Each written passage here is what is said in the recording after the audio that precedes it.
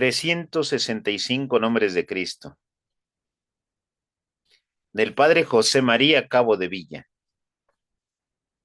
Los nombres que el padre Cabo de Villa recomienda para meditar en el mes de marzo son el aceite, el bien, la paz, la espada, el tallo, el ciervo, el laurel, el vino, el arado, el redil, el germen, el agua, el banquete, la mano, el templo, el alfabeto, el refugio, la guía, el hijo del carpintero, el que es, el que era, el que ha de venir, el arquitecto, el libertador, el predestinado, el leproso, el servidor,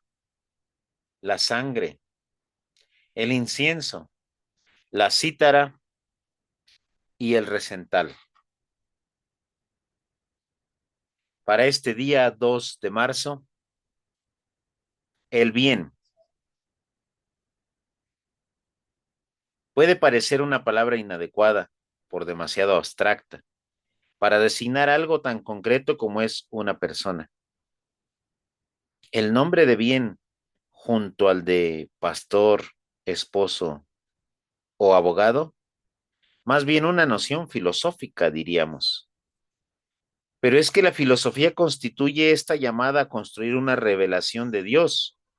Según Clemente de Alejandría, el Creador dio a unos hombres la ley y a otros la filosofía. Esta debe cumplir entre los gentiles la misma función que la ley cumplió entre los hebreos, la cual fue un acompañante que conducía hacia Cristo.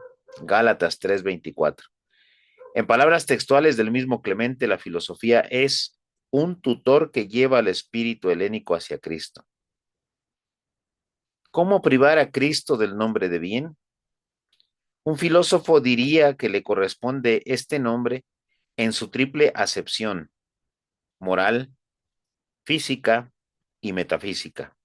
Añadiría luego que se trata del bien absoluto y también relativo, el bien hacia el cual tienden necesariamente las criaturas, el bien que es objeto de la voluntad humana y de la razón humana, etcétera. Antes de dar comienzo a cualquier explicación, el concepto de bien es reconocido por todos los filósofos como uno de los conceptos positivos básicos. Por eso Clemente de Alejandría podía prometer fundamentalmente: os mostraré el verbo y los misterios del verbo, mediante ideas que os son familiares. Protréptico 12:119. Desde luego, la filosofía no es la única iniciación posible al conocimiento de Cristo. No es el único método apto para una revelación preliminar del Dios cristiano con otra concepción muy distinta de las cosas. Son otro aparato conceptual muy diferente. Hasta los pueblos más primitivos han sido capaces de entender lo que es el bien e incluso de designarlo con precisión. Una idea abstracta puede concretarse en un ser personal. El bien puede identificarse con un ser supremo y éste puede adoptar, por ejemplo, los rasgos y el semblante deseable de un padre.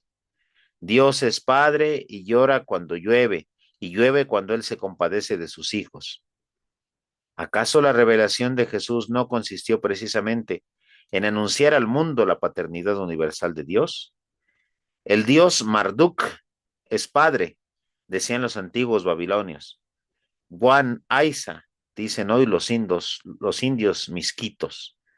Padre nuestro era y es una denominación común entre las religiones más diversas, un nombre muy frecuente para designar el sumo bien.